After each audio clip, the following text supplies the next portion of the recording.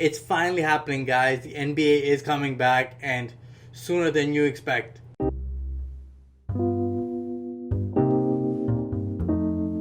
The NBA is now coming back on July 31st. That is the date that they are saying, welcome back to Raptors Wrap Up, guys. I'm your host, Adam Lingam, and this is great news. And I've been waiting for the season to come back. Honestly, I wasn't so optimistic as soon as COVID hit. I had no idea how long it's going to be. And with players out of shape, some players not wanting to come back, it was actually up in the air whether the season's going to come back at all. But Adam Silver and the Players Association worked together and they made a deal where they came back on July 31st and, you know what, started the season, 8 games to be played, 8 regular season games. Try to get each team to about 70 games for the season and then rank them in terms of their records and trying to see if you can get 16 teams. Now, there's a little catch to this. The NBA is bringing back only 22 teams. So they're bringing back the top 9 from the East and the top 13 from the West. Because the whole process of how they wanted to choose which team made it or not is they wanted to see which teams are at least 6 games, out of the 8 spot, which the Phoenix Suns are the 6th game out of that 8 spot. And you know what? It's going to be a battle with about 9 to 13 all fighting to get to that 8 spot. It's going to be a struggle and it's going to be close. And let me tell you this. The goal of Adam Silver's and the Players Association's method is that they want the teams that are in the 9 to 13 spot to have a chance to make the playoffs, because there's teams like the Pelicans who, after playing most of the tougher games in the start of the season, had the easiest schedule on the back end. And you know what? Now they're going to have to face the top 22 teams in the league. And it's kind of unfair for them, realistically, because they could have just made a huge run against the shittier teams, the bottom feeders of the NBA, and got up to that 8 spot. But, it's going to be unfair to some teams. It's going to be a little bit advantageous to other teams, but it is what it is. And this is the best proposal that the NBA has, and I'll take any basketball at this point, so I'm happy with this. Now the rule is this: after the 8 games, if there's a 9th place team that's within 4 games of that 8th seed, the 8th seed and the 9th seed would play each other in a potential playoff matchup. So it's to see which of the 2 teams to get into the playoffs. It's going to be a potential play-in match. So if the 8th seed beats the 9th seed, it's over. 8th seed keeps their spot. But if the 9th seed beats the 8th seed, then it's a all or nothing game. They play again, a second game, and if the 9th seed wins again, then they take the 8th seed. So they have to win twice to get their 8th spot, which makes it much more challenging for the 9th seed, but makes it, a little bit more interesting. Yeah, on the other end, you got the Wizards, who are trying to sneak into the Eastern Conference playoffs. And on the Western Conference, you got the Blazers, the Pelicans, the Kings, the Spurs, and the Suns all trying to get that 8th spot from the Grizzlies. That's not to say that, the Mavericks may lose that spot, might slide down and get to the 8th spot. You never know. And honestly, this is what you play the games for, to see where you match up and who you face. They're still going to do the Eastern Conference versus the Western Conference, from what I've known. They're not trying to do a 1 to 16 and rank them like that, because, to be honest, I've seen how the matchups line up, and the Raptors would face the Lakers before they get to the finals. And that's not favorable for the Raptors, since the Lakers are considered to be the favorite right now, playing top-notch basketball before COVID hit. So, you know what? I like to face off against the Eastern Conference teams. We play them more often. We know them better, and I believe we have a better chance facing against the Eastern Conference teams compared to the Western Conference teams. Here are some important dates for you to know. July 31st, the NBA is starting. August 25th is the draft lottery. October 15th is the NBA draft. October 18th is the free agency. November 10th is training camp for the next season. And December 1st is opening night for the 2020-21 season. Now, I know we're looking at too far in the future, but it looks like this is what the playoffs and this is what the whole COVID impact is going to do. Players are going to have to play in the December season, and you might push the finals of next year from typically be a June ending to maybe an August ending, because the season usually starts in October. We're pushing into December, so 2-month push. So August.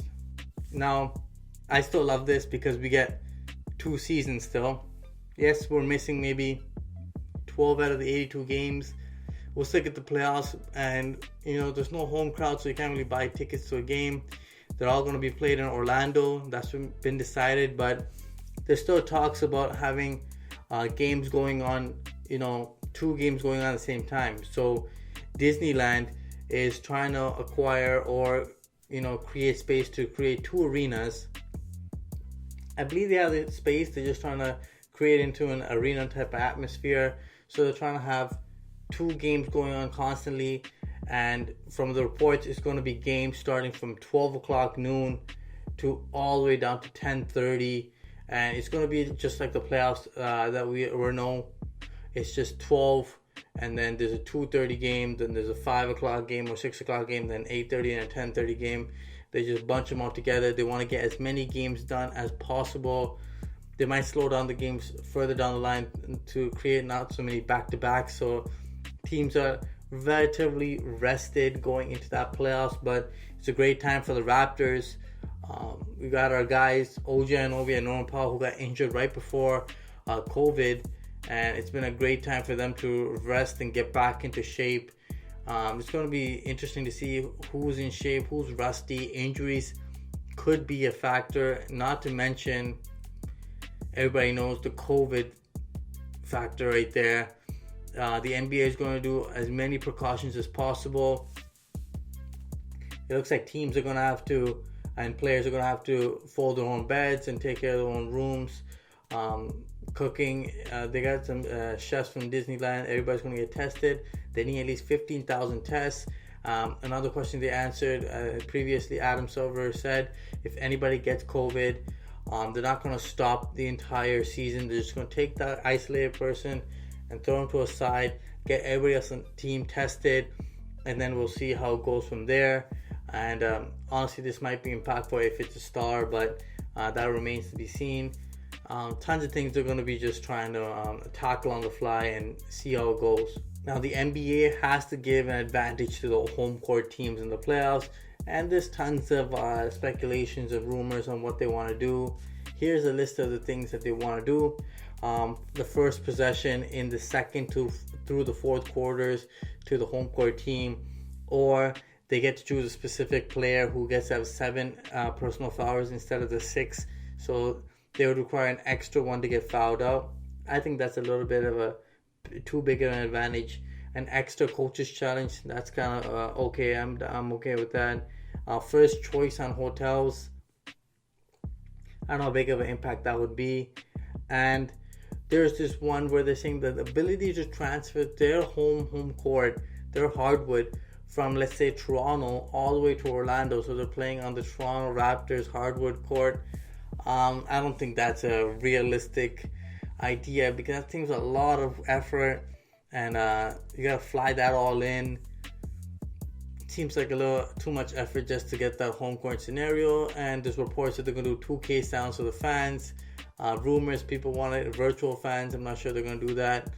A Japanese basketball league, they put stuffed animals in the seats, and honestly, it doesn't look so bad if you just play some basketball noise in the background or some 2K noise of some fans, and then put those teddy bears and stuff like that and fill in the seats. It actually feels like there's actually somebody there, but it remains to be seen how the Raptors or like the NBA is going to tackle this. And honestly, you lose that home court advantage. Teams like Philadelphia, who thrive on their home court and do really bad on the road, It's going to be interesting to see how they play and how it affects their gameplay.